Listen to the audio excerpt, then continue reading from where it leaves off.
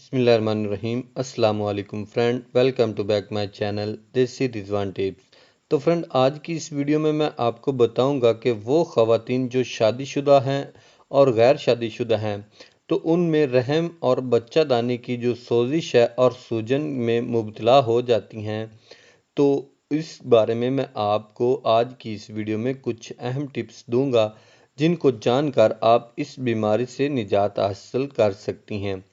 تو فرینڈ، یہ ایک ایسا مرض ہے جس سے عورت کی جسمانی طور پر اثر نما ہوتا ہے، بلکہ اس سے عورت نفسیاتی طور پر بھی مجروح ہو جاتی ہے۔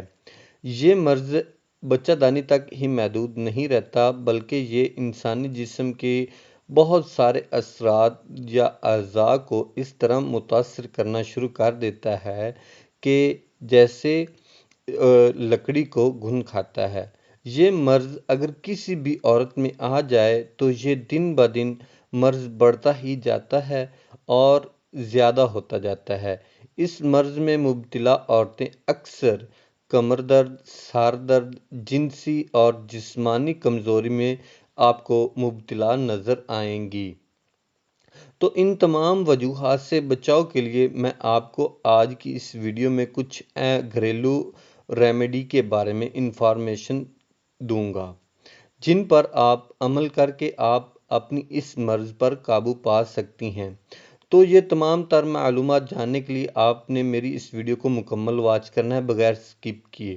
اگر آپ میرے official YouTube channel desi Rizwan tips پر پہلی دفعہ وزٹ کر رہے ہیں تو کائنڈلی میرے چینل کو سبسکرائب کر لیں اور ساتھ ہی کھڑے بیل والے بٹن کو بھی لازمی پریس کر لیں تاکہ آگے آنے والی نئی انفارمیٹو ویڈیو کا نوٹیفیکیشن سب سے پہلے مل سکے آپ کو۔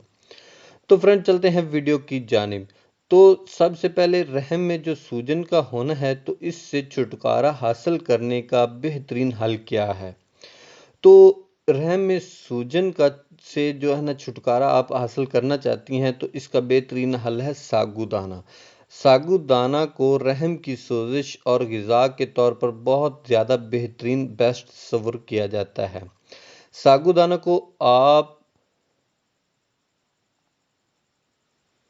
1.5 سے 2 ماہ تک کا استعمال کر کے آپ دودھ میں پکا کر اس کو استعمال کر لیں تو آپ اپنی اس مرض سے چھٹکارا پا سکتی ہیں۔ تو یہ آپ کو بازار سے کسی بھی پنسار کی دکان سے بہت ہی آسانی سے مل جائے گا۔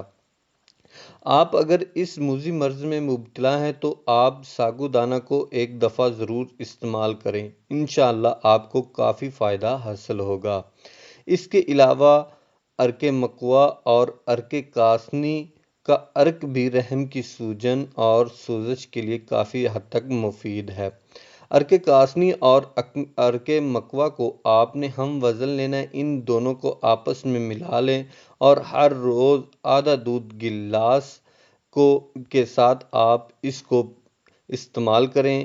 1 ماہ تک آپ نے اس کو استعمال کرنا ہے، انشاءاللہ آپ کی رحم کی سوزش اور سوجن سے آپ مکمل نجات حاصل کر سکتی ہیں۔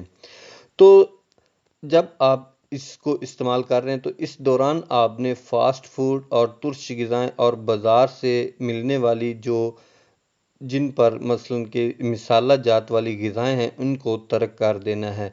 تو ان کا ترک آپ نہیں کریں گی تو آپ اس کے استعمال سے فائدہ حاصل نہیں کر سکتی۔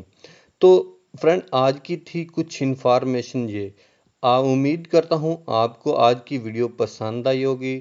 لائک ویڈیو کو لازمی کریں، اپنی دعاؤں میں یاد رکھیں۔ والسلام۔